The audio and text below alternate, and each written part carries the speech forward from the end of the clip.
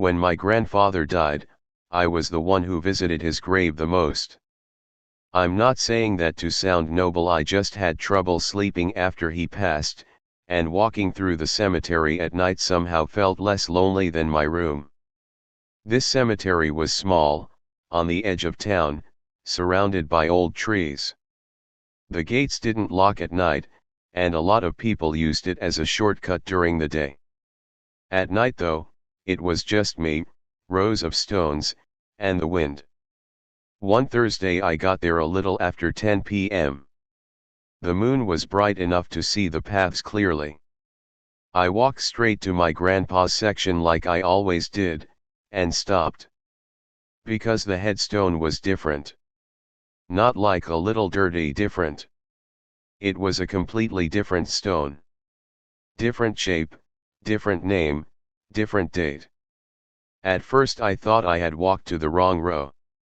So I checked the graves beside it, the same neighbors as always. Same family names. Same dates I recognized. I looked down at the ground. The grass was freshly cut, like someone had recently worked there. I pulled my phone flashlight out and leaned closer to read the new headstone. It was my grandfather's name. But the date of death was wrong. It was next month. I stared at it for a long time, trying to make sense of what I was seeing. Maybe they had replaced the stone early? Maybe the workers had gotten confused. Then I heard footsteps behind me. Not on gravel. On grass. Slow, heavy steps. I assumed it was a caretaker, so I didn't turn around right away. I just said, "Sorry, I'll move out of the way." The footsteps stopped. No reply. So I turned. There was no one there. Just empty rows. Wind moving through the trees. I felt my skin prickle. I looked back at the stone. The flashlight flickered, and for half a second I saw something carved under the name, in smaller letters. "Come back tomorrow." My throat went dry. I stepped away from the grave quickly, backing down the path.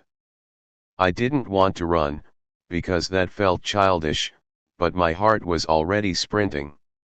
As I passed the next row, I noticed a man standing there. He was facing a grave, completely still, hands behind his back. I couldn't see his face, just his silhouette. For some reason I called out, "Hey, you work here?" He didn't move. I took 2 steps closer. And then he spoke. Not loud. Not angry. Just calm. "Tomorrow," he said, without turning. "Don't come tonight." A chill ran through my legs. I said, "What?" He finally turned his head slightly, not enough for me to see his face. Just enough to show he was looking at me. Then he lifted his hand and pointed past me, down the hill. I followed his finger. There was someone else standing by my car. Right next to the driver door. Just waiting. I didn't ask questions. I walked fast, almost jogging toward the gate, keeping my eyes down. When I got to the main road and looked back, the man in the cemetery was gone. The figure by my car was gone too. The next morning I went back with my uncle. The headstone was normal again. My grandpa's real stone, with the correct date. No fresh grass. No extra carving. My uncle laughed and said I must have mixed up the rows. But I know I didn't. Because that night, after I got home, I checked the mud on my shoes. There were 2 sets of footprints mixed with mine. One going in with me. One following me all the way out. I used to deliver flowers for a small shop. Most of the orders were houses or hospitals, but once or twice a week, I'd get cemetery deliveries, people ordering bouquets to be placed on graves. One evening, My boss asked me to drop a big arrangement at a grave before closing. The cemetery was only 15 minutes away, so I said sure. By the time I got there, the sun was low.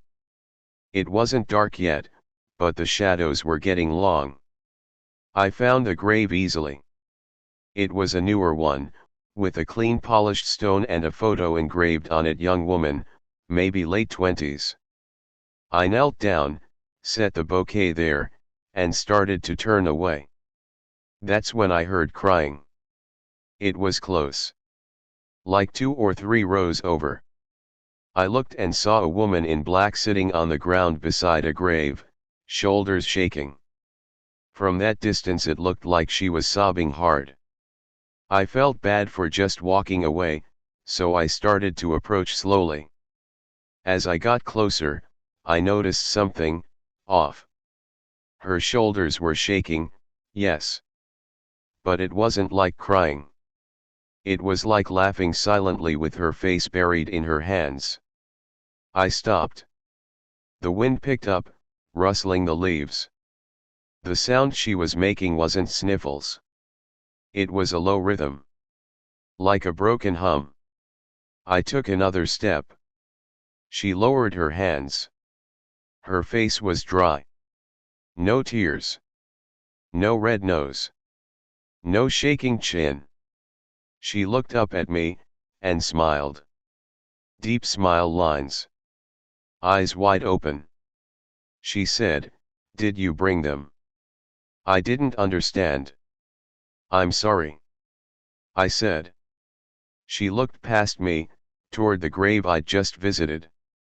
Then she said, "He likes flowers. It keeps him calm." I felt my chest tighten. "Who?" I asked. She pointed at the grave beside her. I looked. The name on that grave was my name. Same first name. Same last name. Same middle initial. The date of death was missing. I stared at it, sweating, telling myself it had to be coincidence. I turned back to the woman. "Sorry," I said quickly, "I think you've got the wrong person." She tilted her head slightly, like she didn't believe me. Then she stood up. She was taller than I expected. And thin like she didn't eat. She stepped closer and whispered, "You're early." I backed away. "How do you know me?" I asked. Her smile widened.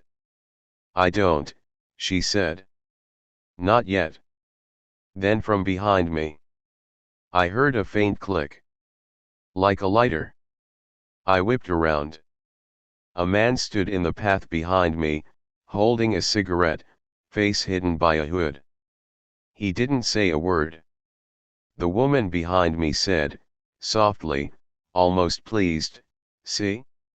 He came." I ran. Not down the path toward my car. That felt too exposed. I ran between graves, not caring if I tripped. When I finally reached the entrance, I looked back.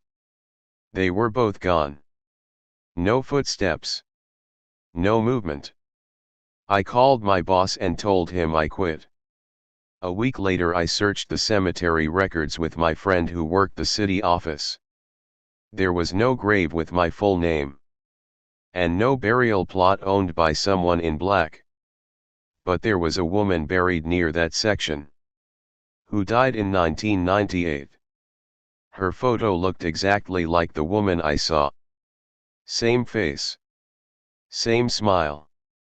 And on her headstone, the inscription read, "Waiting for you." My older cousin worked as a nighttime gravekeeper for about 6 months. He didn't like talking about it, but one night he told me why he quit. He said the job was simple: lock the gates at 9 p.m., patrol the grounds, make sure nobody was vandalizing or hiding out. The cemetery had a small office with a radio connected to security. Most nights were boring.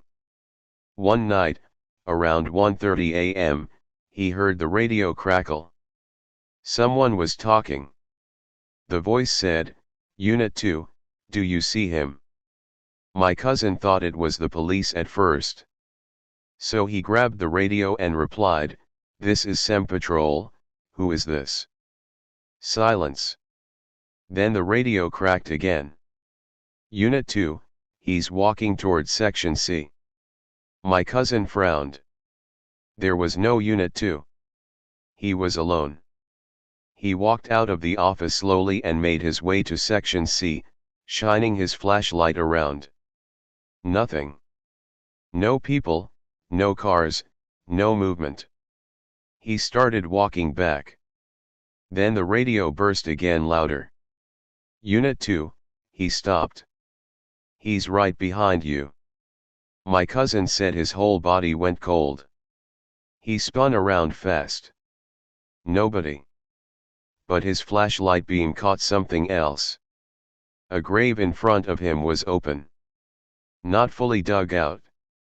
Not a fresh burial. It was an old grave with the stone slightly tilted, and the dirt around it was disturbed like someone had shoveled it aside recently. He stared, confused. Then the radio whispered, "Don't turn around." He said he didn't want to, but his body moved before his mind did. He turned. Right behind him stood an elderly man with a shovel. He was smiling. He looked wet, like he'd walked out of rain, even though the night was dry. My cousin stumbled back and shouted, "Hey! Who are you? You can't be here." The man didn't react. He lifted the shovel and pointed at the open grave. Then he spoke. "Help me finish." My cousin said he ran so hard he tasted blood.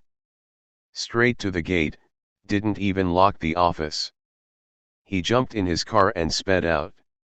He called the police. When they came, they found no man.